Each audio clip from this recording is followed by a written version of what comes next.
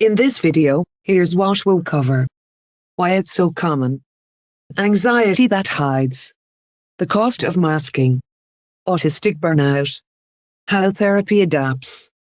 Being autistic in a world built for non-autistic people is often an enormous amount of quiet work, and most of that work is invisible. It takes a toll. Yet when an autistic adult finally reaches a mental health service, the distress they carry is often unrecognized, or put down to something else entirely. So I want to talk about the place where autism and mental health meet. Somewhere between 40 and 80% of autistic adults live with at least one co-occurring mental health condition. Anxiety is the most common, but in autistic adults, anxiety does not always look the way people expect.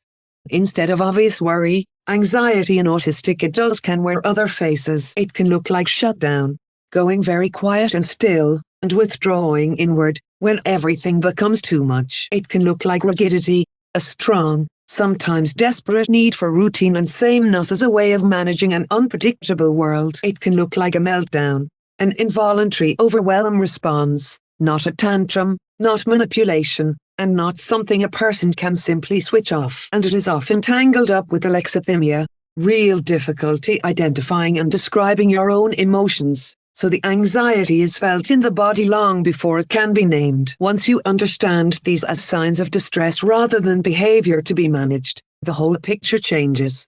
Then there is masking. Masking, sometimes called camouflaging, is the practice of suppressing or hiding autistic traits to appear more typical, holding eye contact that feels wrong, rehearsing scripts for small talk, monitoring yourself constantly for missteps. Many autistic adults, and especially women who are so often diagnosed late, describe masking as a survival strategy they have used since childhood, without ever realizing they were doing it. But the cost is real. It is exhausting to monitor yourself every waking hour, and over years it can wear away your sense of who you actually are. Depression can be part of this picture too, and it does not always look the way people expect. Instead of obvious sadness, it can show up as a flat, grey exhaustion, a loss of interest in the things that once brought comfort, or a quiet withdrawal that is easy to mistake for simply being tired. Much of my work is about creating a space where masking is simply not needed, so what is actually going on has room to be seen.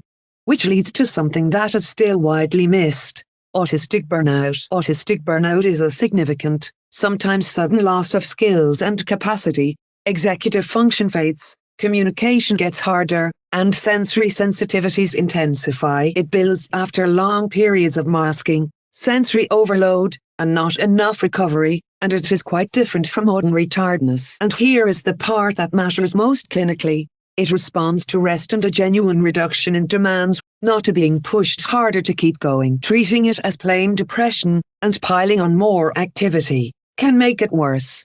So what does therapy that actually fits look like? It is not a different therapy so much as a carefully adapted one. First, I make it concrete, explicit rationale for each step, written summaries, visual supports, and more processing time, with less reliance on reading between the lines. Second, I build in predictability, a consistent structure, and plenty of warning before anything changes, because uncertainty itself can drive anxiety. Third, I lean on approaches like ACT, which fit autistic adults well because they focus on living by your own values and building flexibility, rather than conforming to a non-autistic norm. And fourth, where it helps, I connect the work with the NDIS-funded psychological therapy, functional capacity assessments, and support that recognizes autism as a genuine disability. Underneath all of it is a simple stance. A first appointment is unhurried, and it is led by you, your history, your goals,